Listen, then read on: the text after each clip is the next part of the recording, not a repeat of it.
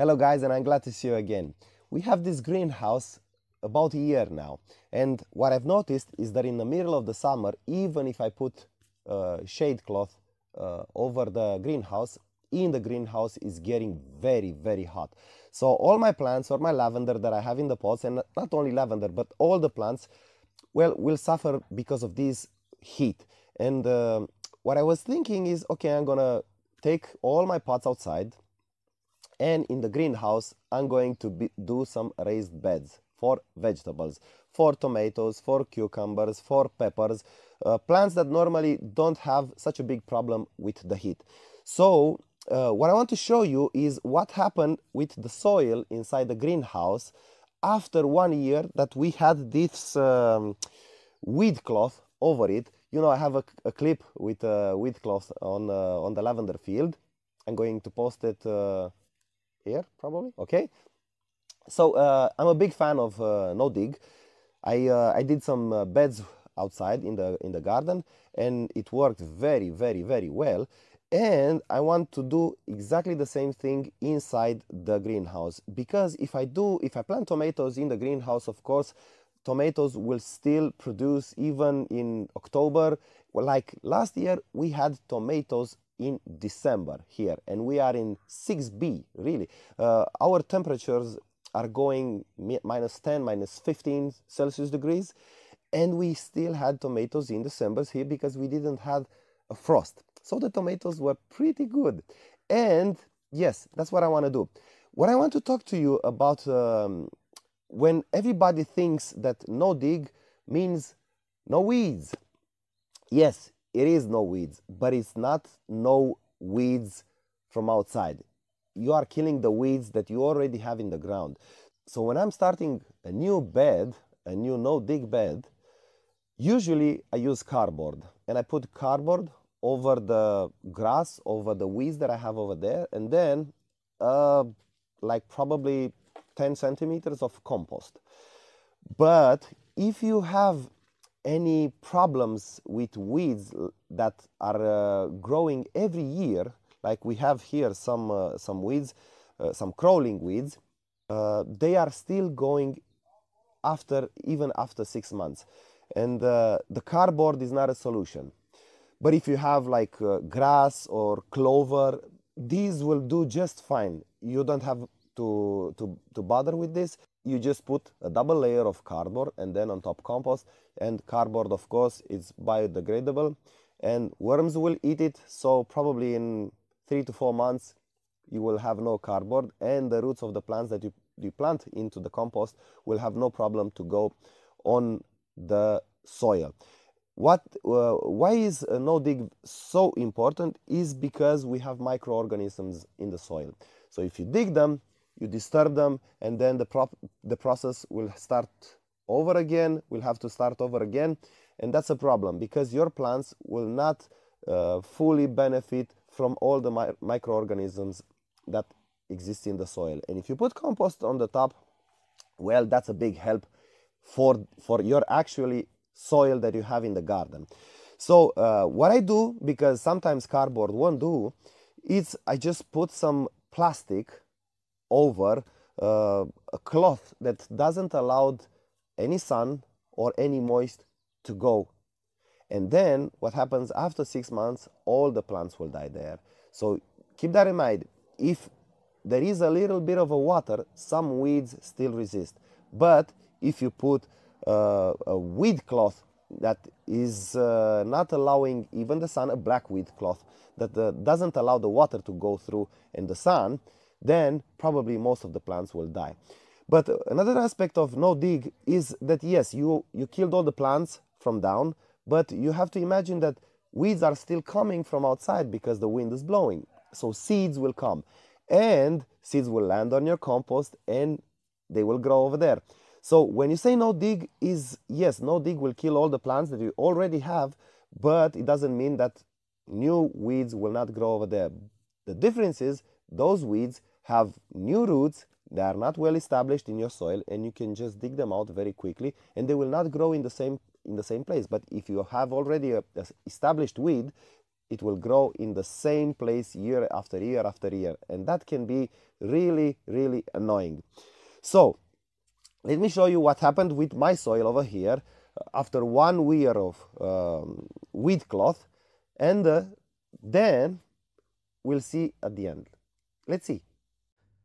So as you can see here, Daisy is really, really expecting for me to plant some tomatoes in the raised bed. But look, I just moved this weed cloth, and underneath there is nothing. Everything died. And still I was watering this soil over here. So what I'm going to do right now is the same thing that I did over here. This thing I did it in the spring, and I planted some peppers over there, some really, really hot peppers, I think Carolina Reaper and Cayenne. And no, those are in pots.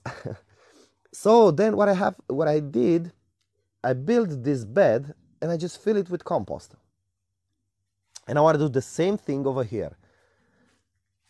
But you can imagine that even, yes, this is a weed that was growing from outside my greenhouse.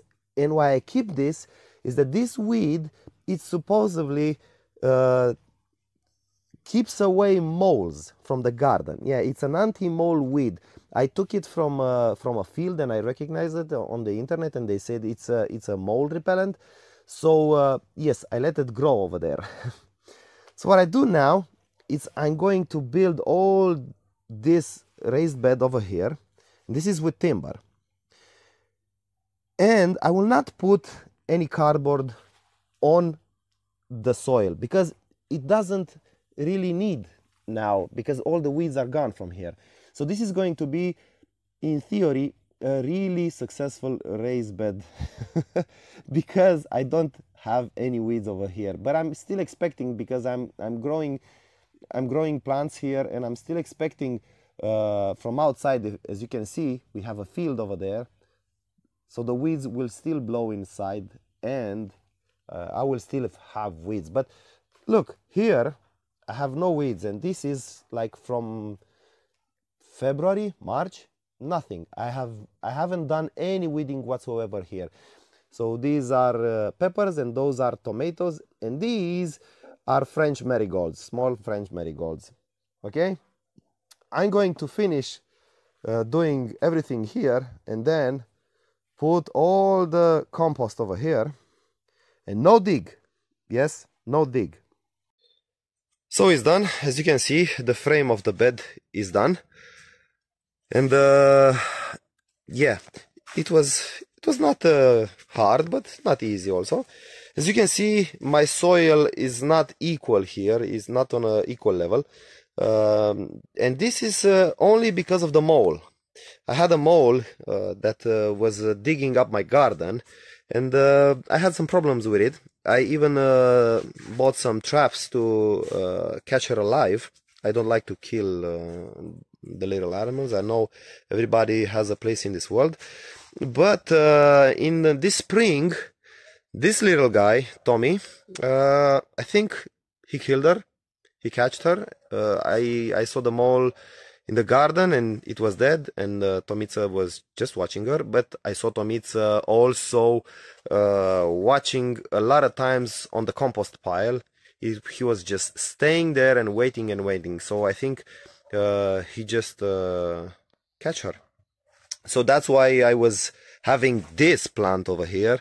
It's an anti-mold. I will post it in the description. What's the name of the plant?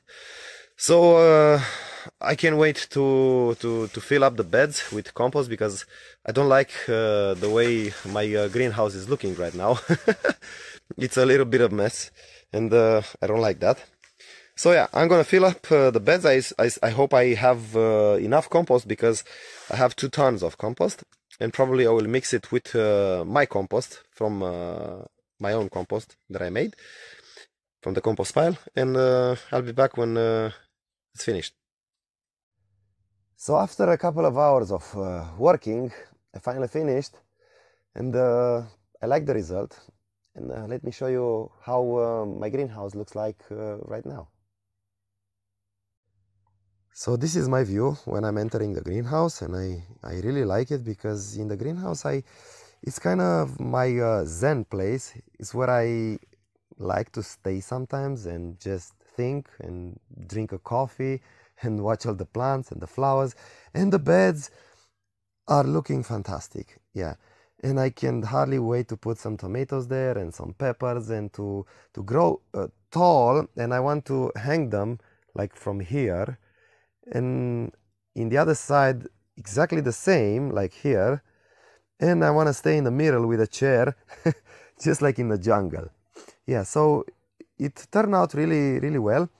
What I want to advise you about the compost: when you buy compost like this, that it was brought to me with a big machine, with a truck, you should really water it very well, because look, if you, it looks like it's watered here, but if you dig, you see, it's dry.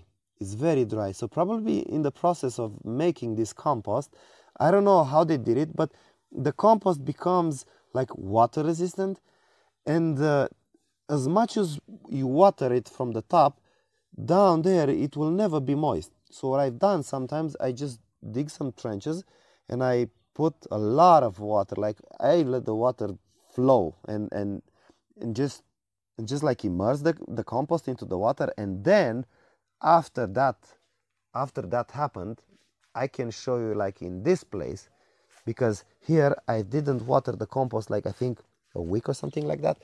If you dig down, now this is moist, you see, this is very moist, but in the beginning you really have to be very careful with the compost. I don't know, probably the process of turning the organic material into compost.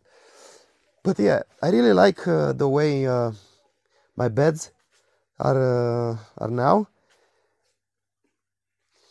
Yeah, so I really enjoy it. So that's about it, how to start a no-dig bed. I hope you enjoy it. Thanks for staying with me all this time.